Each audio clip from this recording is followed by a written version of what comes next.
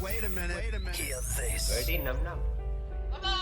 Birdy num num. Check one, check two. What's up, ladies and gentlemen, and welcome back to another episode of the Birdy Num Num podcast.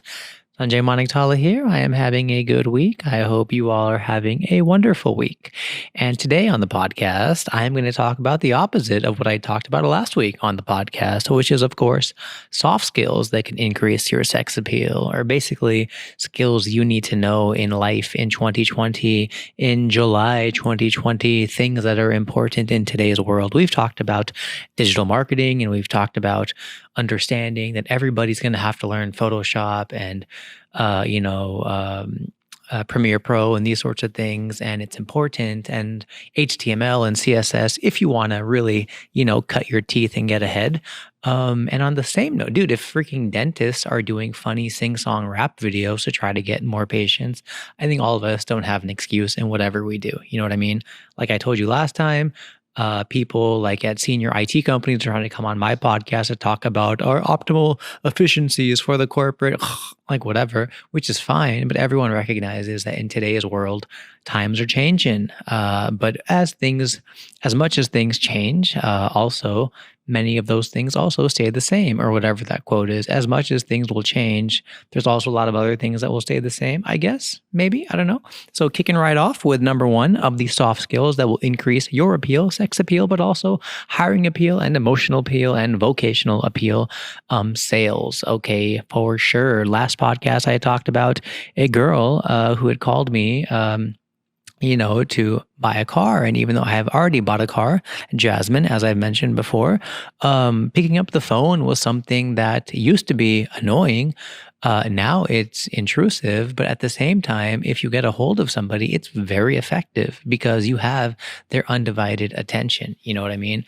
As much as people like to blast about social media ads and YouTube ads and influencing, by the way, guess what? Number one is still, or blah, blah. By the way, guess what is still number one? That is, of course, email. Email, that thing that all of us ignore, is still very important when it comes time to effectiveness, because you're doing all these cool things, but guess what? When you're sending out emails, people are actually opening them. Yeah, maybe your email list has 3,000 people, but you're still getting way more opens and sales than had you got a lot less. So the point of this was selling. You got to learn how to sell. And a lot of people are like, if my product is so good, it will just sell itself. No, my friend, no. I wish I thought the same thing for many years. And, to some degree, sure, if you have a great product and you can get in front of people and you can show them the value of said product, 100% it will sell. Because you won't have to sell too much because the product will sell itself. But guess what? Products can't talk. You know what I mean? Products need to be in front of people. And we live in a very, very, very noisy world. Okay. So no matter, dude, I was, here's a litmus test for you. Okay. Look at any big software, in India, for example, these like Razor Pays and Paytms, but also look at softwares, here in America, Salesforce, for example. Everyone is using Salesforce, right? And I've never used Salesforce, by the way, but I know a lot of companies do. Look at how there's 8 million features. There's so many white papers and technology, but if you go to their website, it's like 2 lines, right? It'll be like increase your leads or grow your company or increase profit or get to tomorrow, today, or whatever, right? So why is a big company like Salesforce that can do 19,000 things focusing on one simple message? Probably because that's the most effective way to sell. You know what I mean? That's the most effective way to grow your company and to make money. Is sure, there's going to be a lot of nerds who want all the 85 other features that may not see what they want on the homepage. Sure, there may be a lot of stuff that's lost, like it might sound too fluffy to some people, but generally most people who are going to Salesforce's homepage have probably heard of Salesforce before through the grapevine or seen companies use it, and they kind of know they got to poke around. But there's that core message of, oh yeah, are you spending a lot of your company's money? Well, guess what? Spend it here because you're going to make more money for your company. So that's a big thing that, I've come to realize when it's, whether you're selling yourself or you're selling your company or your product, you got to learn how to sell. And most people in most companies across the world are in charge of budgets. And if they don't spend them, they lose them. And if they lose them, they look like they're not working. So they want to spend money. B2B is fascinating because, I mean, money is changing hands every second. And we're talking hundreds of millions of dollars and billions of dollars, right? So selling for sure. I'm not saying look at some YouTube Tony Robbins selling course. I'm sure there's some value in that, but I'm just saying learn about, picking up the phone. And like, I'm here at my brother's company here in Brea, and I've been helping him collect emails for his company, which is in the wedding business. And I was like, hey, I know you just dude, here's something that is unfortunate about, I feel, the Indian comedy scene, for example, is if you started 5-10 years ago, it was so easy in the sense that it's a lot easier than it is now. But if you were doing comedy, everyone knew you as that one person they knew who did comedy. So as a result, you were getting a lot of inquiries by just saying you were a comedian. And that ended up putting a lot of money in a lot of people's bank accounts and pockets. And now it's a lot more crowded. And now some of those same comedians who used to have their phone ringing 10 times a day for please come entertain our employees at Deloitte for 50,000 or 2 lakhs or whatever, are now getting maybe 3 calls a day or 3 calls a month even. And they're realizing, oh crap, I should redo my website. Oh crap, I should put out more videos. Oh crap, I should sell, right? So the downside of, especially in today's noisy world, nothing is linear. Okay. Just because you made 30 lakhs last week on your consulting or your app does not mean you're going to make that every week going forward. Who knows, right? The headwinds, the market forces, as I always say. So selling, very important. Okay. Number 2, as we talked about in this podcast, or as we're about to talk about, and last week's podcast, of course, is copywriting. Okay.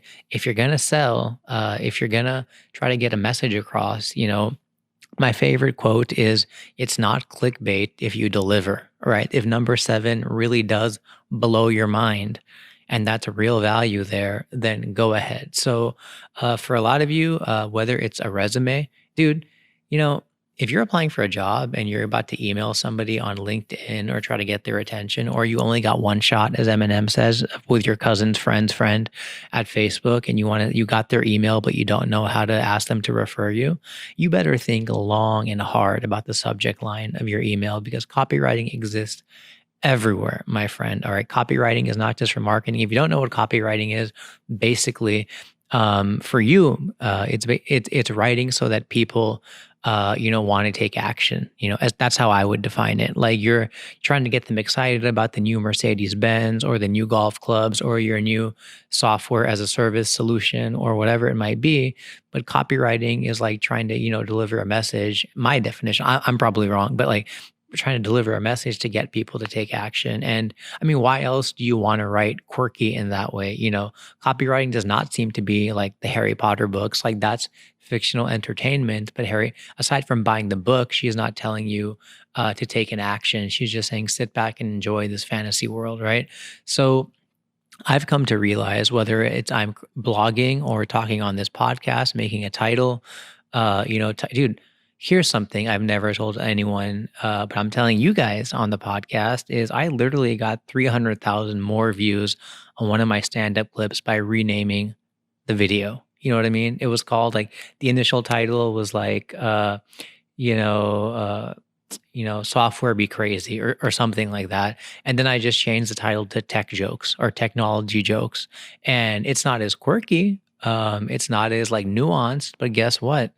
To the other 500,000 people who had no idea I existed, it communicated what the video was about, which was humor about technology. And that's what they wanted to watch. And they watched it and they liked it and they shared it. And I picked up another 200,000-300,000 views, some nice ad revenue from YouTube, and, gigs and other things as a result of that. So again, these are all skills that you need to know. If you're going to send a friend an email because you got an inside connect at a good job, you better make sure your email is nice and coherent. And by the way, readable. Okay. I read something that a lot of America and the world reads at like an 8th grade level. So if you send a paragraph, dude, I hate this. And by the way, if you guys ever email me, please, I'm the same way now. Space out your emails. You know what I mean? Like, Basically, like, don't just go 5 sentences in one paragraph, but do like 2 sentences, enter, another sentence, enter, like make it more flowy. And, Google or Google Docs or WordPress or some blogging or something have these things called like readability scores, where if your structure looks good, there's like bullet points and it has space. That's really important. So these are things, trust me, dude. If you like apply these, it'll help you get what you need, because people will actually read your message. You know what I mean? So think about that. And dude, I get so many cut and paste copy emails. Hi, sir, please come to our school. Hi, sir, this, that. But when you know something is generic, even if it's something you want to do, you just don't want to do it. And lastly, my friend, the last podcast, I said I would probably rename the title after coming to the end of the podcast. And I might do the same thing this time, because I think these are low tech skills that increase your sex appeal, actually. And I'm all about low tech. And that is, of course, dude, using a pen and a paper and ignoring technology at all. You know what I mean? Like, so many people like are using their smartphone, and like so many people are doing 800 productivity apps and doing all sorts of crazy stuff. But do not, my friend, do not get caught up in that all the time. Don't have the 800 browser tabs open. Dude, I used to like, it was called productivity porn. I was like, hooked to like, okay, I'm gonna have this to-do list. I'm gonna swipe and these things are gonna go away and it's gonna help me so much. But ultimately, for me, I've come to realize just going through a bunch of notebooks that cost like $1 each or $5 each or 100 rupees each are way more. Like, I grew up, and if you're above 25, chances are, or even above 20, chances are you are pretty good with a pen and a paper. And it's so cheap these days to write on a pen and a paper. And guess what? Even this podcast, because I told myself after skipping a month, I'm going to do a bunch at one go. I wrote it down and I was like, I'm going to do 3 podcasts today. And guess what? We're on number 3. If you didn't notice, I'm wearing the same shirt in the last 3 videos, folks. So, I'm all about low tech, dude, because low tech is how you can make high tech more efficient. You know what I mean? Like, in the last episode, I talked about how we all have these friends who go crazy with the Instagram filters. They go crazy with the photo editing apps, and then their face looks all like distorted and like way too fair and like unlovely and like whatever. And by the way, I don't know what's happening in India with the whole fair and lovely thing, but every few years this happens and then it disappears again. And it's so funny. It's not funny, but everyone's like, well, I don't think, dude, I don't think you should discriminate based on someone's skin color. But I mean, people are buying the product. So how do you really argue with that? Maybe the marketing messaging for sure. But anyways, I digress. But if people are buying it, like, what are you supposed to do? Like, other people who don't seem to want to use it, like, think they have a problem. I don't know. It's like, it's almost like a weight loss thing where people are like skinny people are advocating for weight loss. I don't really know. I mean, maybe I'm full of shit, but I just feel like if the product is selling and people want, which means people want the product, I want to hear from them. Are they saying get rid of it, or are they saying change the messaging, or what are we doing here? So, but I agree, the name could probably change for sure. So yeah, dude, like, with all these photo editing apps and software, like, people abuse the heck out of these things without even realizing. If they went low tech, first, they would use it effectively. Because here's the thing, my friends, because we have a nice open dialogue, you and I, every week on the BNN, and that is that, in photography, it's all about light, but it's also about shadow. You know what I mean? And I don't really light this podcast up that well because I kind of do the video as an afterthought. But one thing is, like, if you, like, yin and yang, you know what I mean? Like, if you have that made no sense, but if you're going to light up a scene, the only way that light is effective is if there is also dark parts of the scene. You know what I mean? Like, I'm against a black backdrop, which then makes me more impactful. You know what I mean? But if I lit myself and the backdrop, it would kind of look a bit weird. This would look all grainy and gray. But you need that contrast, and that kind of gives you, the viewer, somewhere to focus. And I know it seems very nuanced, but these are the things that matter, right? And on the same note, like, I'm using a freaking 10-year-old camera on half the things that I do. My cell phone is a 3-year-old iPhone, and people always ask me like, "What phone is that? How'd you take that picture?" And I was like, "It's not the camera, dude. It's the framing that I knew that if my wife is against a wall and there's a tree in the back and there's leading lines, that's going to look like a much better portrait shot than you doing the portrait mode, selfie camera in your living room where it's kind of dark and that's not going to be anything special." So even though people don't realize, like most people, when they think of backgrounds, they think of the Taj Mahal or the beach. But no, dude, backgrounds have to be interesting, have to have depth.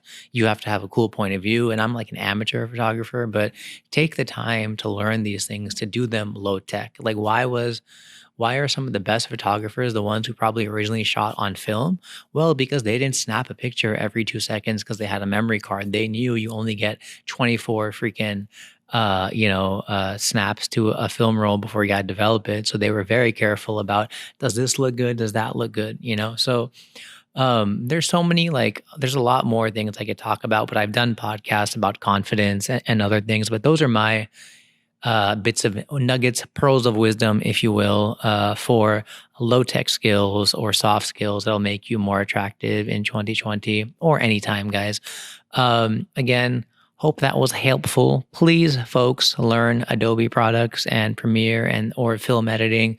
It will take you a long, long way. I guarantee it. WordPress, digital editing, film editing, and like there's a lot of stuff, a lot of you can do, and I know you can do it. So that was it for me this week, you guys. Sanjay Manaktala. I'll see you next week. Birdy num num. Birdy num num. Birdy num